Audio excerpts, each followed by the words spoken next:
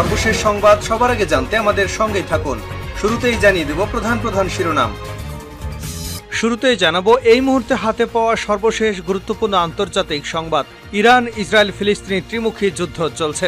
শেষমেশ ইসরায়েলি সেনাবাহিনী দক্ষিণ গাজা রাফা শহরের একটি বাড়িতে বোমা হামলা চালিয়েছে। এতে 6 জন নিহত হয়েছেন এবং আহত হয়েছেন আরও বেশ কয়েকজন। এবারে জানাবো ফিলিস্তিনের অবরুদ্ধ গাজা উপত্যকা ইসরায়েলের যুদ্ধের প্রতিবাদে দেশটির সঙ্গে সব ধরনের বাণিজ্য স্থগিত করেছে তুরস্ক। ছোট্ট এই উপত্যকায় ইসরায়েল নিরবিচ্ছিন্ন এবং পর্যাপ্ত ত্রাণ সহায়তা প্রবেশের অনুমতি না দেওয়া পর্যন্ত এই নিষেধাজ্ঞা বলবৎ থাকবে। এদিকে মৌসুমি বৃষ্টির কারণে কেনিয়া সহ পূর্ব আফ্রিকার দেশগুলোতে ভয়াবহ বিপর্যয় নেমে এসেছে। অতি বৃষ্টির কারণে এলাকাগুলো বন্যায় ভেসে গেছে। শেষ খবর পাওয়া পর্যন্ত ভারী বৃষ্টিপাতে 188 জনের মৃত্যু হয়েছে। এবারে থাকছে যুক্তরাষ্ট্রে ফিলিস্তিনপন্থী বিক্ষোভ চলাকালে এক অধ্যাপককে গ্রেপ্তার করার সময় তার পাঁজরের 9টি হাড় এবং একটি হাত ভেঙে দিয়েছে পুলিশ। ভুক্তভোগী শিক্ষক এক বিবৃতিতে এ খবর জানিয়েছেন। এদিকে ফিলিস্তিনের গাজায় নির্বিচারে অব্যাহতভাবে হামলার প্রতিবাদে ইসরায়েলের সঙ্গে কূটনৈতিক সম্পর্ক ছিন্ন করতে যাচ্ছে কলম্বিয়া। এবং সর্বশেষ জানাবো ইসরায়েলি কর্মকর্তাদের বিচারের কোনো এখতিয়ার নেই আন্তর্জাতিক অপরাধ আদালত আইসিসির। যুক্তরাষ্ট্রের পররাষ্ট্র দপ্তরের উপমুখপাত্র বেদান্ত প্যাটেল এমনটি জানিয়েছেন। এতক্ষণ শিরোনাম শুনছিলেন, এবার বিস্তারিত। প্রিয় দর্শক, আপনি যদি এই চ্যানেলে নতুন হয়ে থাকেন, ভিডিওটি দেখতে দেখতে চ্যানেলটি সাবস্ক্রাইব করে আমাদের সঙ্গেই থাকুন। আর এই ভিডিও সম্পর্কে আপনি আপনার মূল্যবান মতামতটি কমেন্ট বক্সে জানিয়ে দিন। আর হ্যাঁ প্রিয় দর্শক, জানিয়ে দিন ভিডিওটি কোথা থেকে দেখছেন। রাফায় বিমান হামলা চালিয়েছে ইসরায়েল, নিহত 6 ফিলিস্তিনি। ইসরায়েলি সেনাবাহিনী দক্ষিণ গাজা রাফা শহরে একটি বাড়িতে বোমা হামলা চালিয়েছে। এতে 6 জন নিহত হয়েছেন এবং আহত হয়েছেন আরও বেশ কয়েকজন। শহরের আল জহুরের আশপাশে আগাথানা হামলায় আরও বেশ কয়েকজন আহত হয়েছে বলে জানিয়েছে ওয়াফা নিউজ। প্রতিবেদনে বলা হয়েছে, রাফা শহরের পশ্চিমের তাল আল সুলতান পাড়ায় একটি বাড়িতে ইসরায়েলি বোমা হামলার পরও বেশ কয়েকজন আহত হয়েছেন। এছাড়া মধ্য গাজায় বুরেস ক্যাম্প লক্ষ্য করে বোমা হামলায় আরও 9 জন নিহত হয়েছেন। এর আগে ফিলিস্তিনের মুক্তিকামী সংগঠন হামাসের সঙ্গে যুদ্ধবিরতি আলোচনা চললেও গাজার দক্ষিণাঞ্চল রাফা নগরীতে অভিযান চালানো হবে বলে হুঁশিয়ারি দিয়েছেন ইসরায়েলের প্রধানমন্ত্রী বেনিয়ামিন নেতানিয়াহু। মঙ্গলবার গাজায় যুদ্ধবিরতি এবং জিম্মি মুক্তির একটি চুক্তিতে পৌঁছানোর চেষ্টা চলার মাঝে নেতানিয়াহু একথা বলে। গত 7 অক্টোবর থেকে গাজা উপত্যকায় ইসরায়েলি আগ্রাসনে নিহত ফিলিস্তিনের সংখ্যা বেড়ে 34,000-এ দাঁড়িয়েছে। এছাড়া ইসরায়েলি বর্বর আক্রমণে আরও 77,816 জন আহত হয়েছেন। বৃহস্পতিবার মন্ত্রণালয় জানিয়েছে, গত 24 ঘন্টায় ইসরায়েলি হামলায় অন্তত 28 ফিলিস্তিনি নিহত এবং আরও 51 জন আহত হয়েছেন। বিবৃতিতে বলা হয়েছে, অনেক মানুষ এখনও ধ্বংসস্তূপের নিচে এবং রাস্তায় আটকা পড়ে আছেন এবং উদ্ধারকারীরা তাদের কাছে পৌঁছতে পারছেন না। ইসরায়েলের সঙ্গে সব ধরনের বাণিজ্য বন্ধ করলেন এরদোয়ান। ফিলিস্তিনের অবরুদ্ধ গাজা উপত্যকায় ইসরায়েলের যুদ্ধের প্রতিবাদে দেশটির সঙ্গে সব ধরনের বাণিজ্য স্থগিত করেছে তুরস্ক। ছোট্ট এই উপত্যকায় ইসরায়েল নিরবিচ্ছিন্ন এবং পর্যাপ্ত ত্রাণ সহায়তা প্রবেশের অনুমতি না দেওয়া পর্যন্ত এই নিষেধাজ্ঞা বলবৎ থাকবে। শুক্রবার তুর্কি বাণিজ্য মন্ত্রণালয়ের বরাতে এসব তথ্য জানিয়েছে বিবিসি। পশ্চিমা সামরিক জোট ন্যাটোর সদস্য হলেও গাজায় ইসরায়েলের হামলার কঠোর সমালোচক মুসলিম দেশ তুরস্ক। গত অক্টোবরে গাজা যুদ্ধ শুরুর পর থেকে বেশ শক্তভাবে ফিলিস্তিনের পক্ষে অবস্থান নিয়েছেন দেশটির প্রেসিডেন্ট রিসেপ তাইপ এরদোগান। এছাড়াও প্রায় প্রতিদিন ইসরায়েল ও দেশটির প্রধানমন্ত্রী বেনিয়ামিন নেতানিয়াহুকে তুলোধনা করছেন তিনি। একই সঙ্গে ইসরায়েলকে নিঃশর্ত সমর্থনের জন্য পশ্চিমাদের নিন্দাও করেছেন। গত বছর দুদেশের মধ্যে 700 কোটি মার্কিন ডলার বাণিজ্য হয়েছে। এবার তেল আবিবের সঙ্গে বাণিজ্য থেকে সরে এলো আঙ্কারা। এক বিবৃতিতে তুরস্ক বলছে, এই বাণিজ্য স্থগিতাদেশ সব ধরনের পণ্যের আওতায় পড়বে। ইসরায়েল সরকার গাজায় নিরবিচ্ছিন্ন এবং পর্যাপ্ত মানবিক সহায়তা প্রবেশের অনুমতি না দেওয়া পর্যন্ত তুরস্ক কঠোরভাবে এই নতুন পদক্ষেপ বাস্তবায়ন করবে।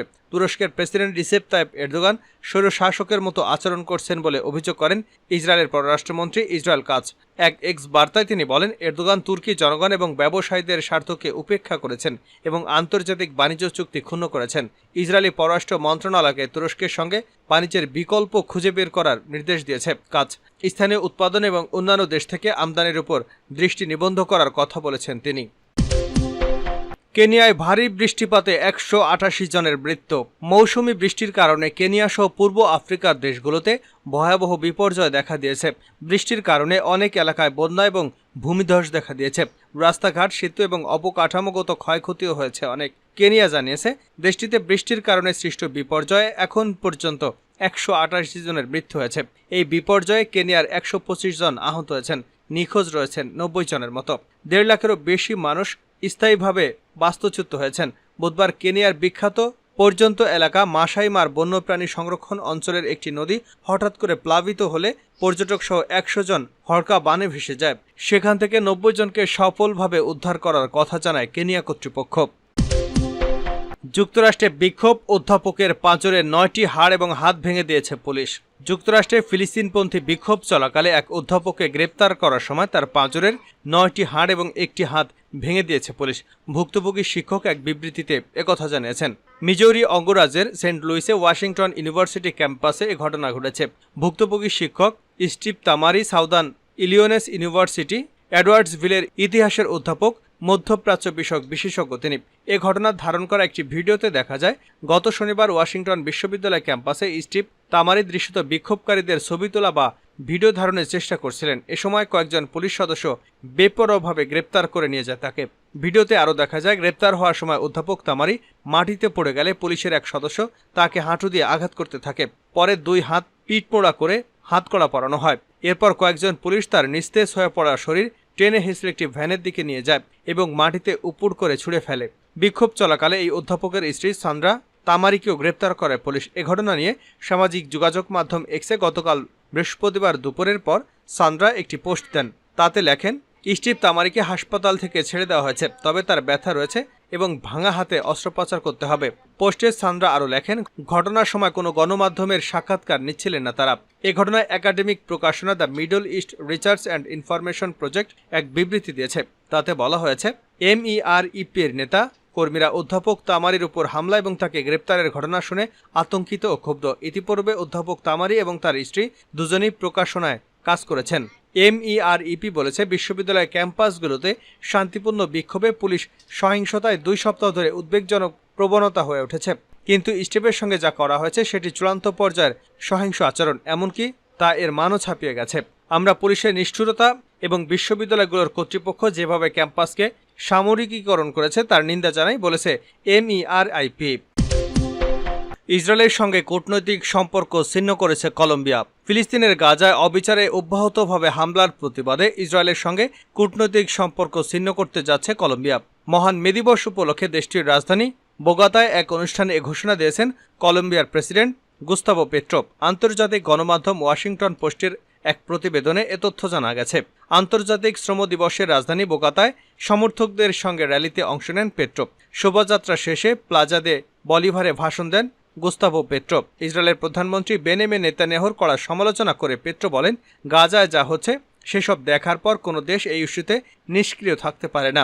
ফিলিস্তিনিদের মৃত্যুর মানবতার মৃত্যু, আমরা এই মানবতাকে মরতে দেব না। কলম্বিয়ার প্রজাতন্ত্র প্রেসিডেন্ট হিসেবে আমি আজ আপনাদের বলতে চাই, আমরা ইসরায়েলের সঙ্গে সব ধরনের কূটনৈতিক সম্পর্ক ছিন্ন করছি এবং আগামীকালই এ সংক্রান্ত প্রয়োজনীয় পদক্ষেপ নেব। এমন কোনো রাষ্ট্রের সঙ্গে আমরা কূটনৈতিক সম্পর্ক রাখতে পারি না যে দেশের সরকার গণহত্যার নির্দেশ দেয়। এ সময় আন্তর্জাতিক আদালতের মামলায় দক্ষিণ আফ্রিকার পাশে দাঁড়াতে আন্তর্জাতিক সম্প্রদায়ের প্রতি আহ্বান জানান তিনি। ইসরায়েলের বিচার করার এখতিয়ার আইসিসির নেই, দাবি যুক্তরাষ্ট্রের। ইসরায়েলি কর্মকর্তাদের বিচারের কোনো এখতিয়ার নেই আন্তর্জাতিক অপরাধ আদালতের। যুক্তরাষ্ট্রের পররাষ্ট্র দপ্তরের উপমুখপাত্র বেদান্ত প্যাটেল মঙ্গলবার এমনটি বলেন। খবর RT-র। হেগ ভিত্তিক আদালতটি গাজায় ইসরায়েল প্রতিরক্ষা বাহিনীর কর্মকাণ্ডের জন্য ইসরায়েলি নেতৃত্বের বিরুদ্ধে গ্রেপ্তারি পরোয়ানা জারি করতে পারে, এমন খবর প্রকাশের পর মার্কিন পররাষ্ট্র দপ্তরের উপমুখপাত্র একথা বললেন। ব্লুমবার্গ সোমবার প্রতিবেদনে জানায়, G7 দেশগুলো আইসিসিকে বলেছে, তদন্তকারীরা সরাসরি ইসরায়েলি কর্মকর্তাদের টার্গেট করলে দেশটি সম্ভাব্য যুদ্ধবিরতি থেকে ফিরে আসতে পারে। নাগরিকদের উপর আইসিসির এখতিয়ারকে স্বীকৃতি দেয় না যুক্তরাষ্ট্র, তবে দেশটির কিছু গুরুত্বপূর্ণ ক্ষেত্রে এই আদালতকে সহযোগিতা করে। সাংবাদিকদের এমনটা বলেন প্যাটেল। তিনি বলেন, আদালতটি ইউক্রেন, দারফুর, সুদান সম্পর্কিত কিছু গুরুত্বপূর্ণ কাজ করে থাকে, তবে আমি দুঃখিত যে এই সুনির্দিষ্ট ক্ষেত্রে তাদের এখতিয়ার নেই। পশ্চিম জেরুজালেমের কর্মকর্তাদের সংখ্যা প্রধানমন্ত্রী বেনিয়ামিন নেতানিয়াহু, প্রতিরক্ষামন্ত্রী ইয়োব গ্যালন্ট ও IDF প্রধান হার্জি হালেভিকে আইসিসি টার্গেট করতে পারে। টাইমস অফ ইসরায়েল এমনটি জানায়। ইসরায়েল আইসিসিতে স্বাক্ষরকারী দেশ নয়, দেশটি এই আদালতের এখতিয়ারকে স্বীকৃতি দেয় না। মঙ্গলবার প্রকাশিত এক ভিডিওতে নেতানিয়াহু আইসিসির সম্ভাব্য পরোয়ানাকে ঐতিহাসিক ক্ষোভ হিসেবে আখ্যা দেন। তিনি বলেন, ইসরায়েলের নেতা এবং সৈন্যদের যুদ্ধাপরাধী হিসেবে চিহ্নিতের কারণ ইহুদি বিরোধিতার আগুনে জেট ফুয়েল ঢেলে দেবে। তার দেশ আদালতের এখতিয়ারকে স্বীকৃতি দেয় না।